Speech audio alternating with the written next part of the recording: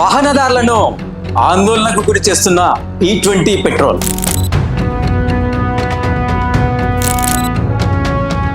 అసలు ఈ E20 petrol అంటే ఏంటి?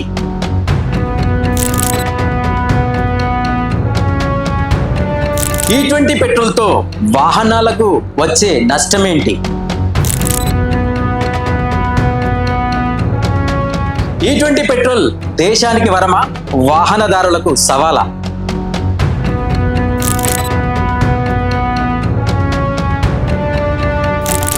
Hi friends, welcome to people's media.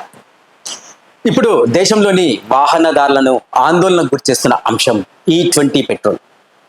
అసలు ఈ E20 పెట్రోల్ అంటే ఏంటి?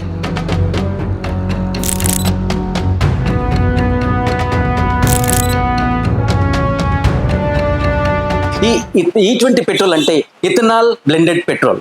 అంటే పెట్రోల్ 80% ఉంటే ఇథనాల్ 20% కలపడమే ఈ E20 పెట్రోల్. అయితే ఈ ఇథనాల్ కలపడం ఇప్పుడే దేశంలో కొత్తగా అమల్లోకి రాలేదు.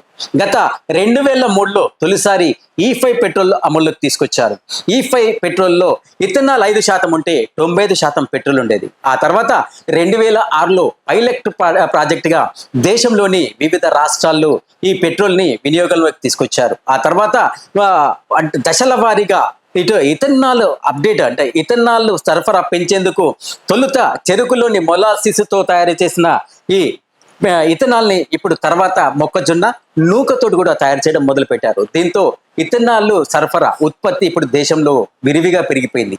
2030 నుండి ఈ E20 పెట్రోల్ అమల్లోకి తీసుకొచ్చేందుకు ప్రభుత్వం ప్రణాళికలు సిద్ధం చేసింది. ఇందుకు అనుగుణంగా పెట్రోల్ అంటే ఏదైతే వాహనాల తయారీదారులు ఉన్నారో వారికి E20 పెట్రోల్కు అనుగుణంగా వాహనాలు తయారు చేయాలనే ఆదేశాలను కూడా జారీ చేసింది. అయితే కేంద్ర ప్రభుత్వం జారీ చేసిన ఆదేశాల మేరకు 2023 తర్వాత E20 పెట్రోల్కు వినియోగించే వాహనాలను అందుబాటులోకి తీసుకురావడం ప్రారంభించారు. అయితే ఇప్పుడు వచ్చిన సమస్య అంతా 2023కు ముందు తయారైన వాహనాలతోనే. అయితే 2023కు ముందు తయారైన వాహనాల్లో E20 పెట్రోల్కు అనుగుణంగా పనిచేసే వాహనాలు కాదని, దీంతో మైలేజీ తగ్గడంతో పాటు ఇంజన్ కూడా ఖరాబ్ అయ్యే అవకాశం ఉందని వాహనదారులు ఆందోళన చెందుతున్నారు. దీంతో అంటే ప్రభుత్వం మాత్రం దీనిపై స్పష్టమైన ఒక క్లారిటీ మాత్రం ఇస్తోంది. దీంతో ఒక మైలేజ్ 1 నుంచి 6% వరకు తగ్గే అవకాశం ఉందని, మిగతా ఎలాంటి సమస్యలు మాత్రం రాలేదని కూడా కేంద్ర ప్రభుత్వం చెప్తున్న పరిస్థితులు. అయితే ఇథనాల్లో ఉన్న మెయిన్ డిసడ్వాంటేజ్ ఏంటంటే నీటి తేమ తాకితే మాత్రం ఇథనాల్ నీటిగా మారిపోతుంది. ఇప్పుడు ఎక్కువసేపు అంటే E20 పెట్రోల్ పోసుకున్న బైకే కావచ్చు, కారే కావచ్చు, ఎక్కువ కాలం పార్కింగ్ మోడ్లో ఉంటే, అంటే ఆన్ చేయకుండా పార్కింగ్ మోడ్లో ఉంటే గాలిలోని తేమను స్వీకరించిన ఈ ఇథనాల్ నీటిగా మారిపోతుంది. నీటిగా మారిపోయిన తర్వాత పెట్రోల్ పైకి రావడం, ఈ ఇథనాల్ నీరు కిందికి రావడంతో అసలు సమస్య ఇక్కడే ప్రారంభమవుతోంది.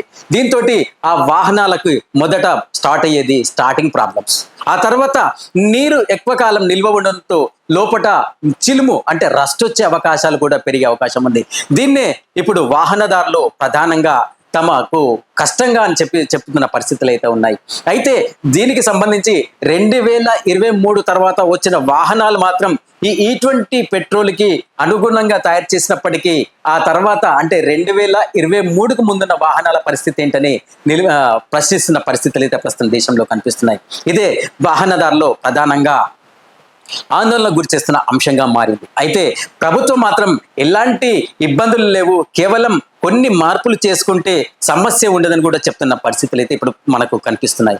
అయితే ఈ ఇథనాల్ E20 పెట్రోల్ తోటి అంటే ప్రధానంగా E20 పెట్రోల్ని కేంద్ర ప్రభుత్వం ప్రోత్సహించిన కారణం ఏంటంటే ప్రపంచంలో నేటి రోజుల్లో మారుతున్న పరిణామాలకు అనుగుణంగా E20 బయట నుంచి ముడి చెముడు దిగుబడి తక్కువ చేసుకొని దేశీయ ఇంధనాన్ని ప్రోత్సహించేందుకు ఈ ఇథనాల్ వాడకాన్ని పెంచుతున్నామని కూడా కేంద్ర ప్రభుత్వం చెప్తున్న పరిస్థితులు అయితే ఉన్నాయి. ఇందులో భాగంగా ఏదైతే 2030 నుండి వాడుకలోకి తీసుకురావాలనుకున్న ఈ E20 పెట్రోల్ని 4 సంవత్సరాలు ముందుకు తీసుకొచ్చి 2025-26లోనే ప్రారంభించింది.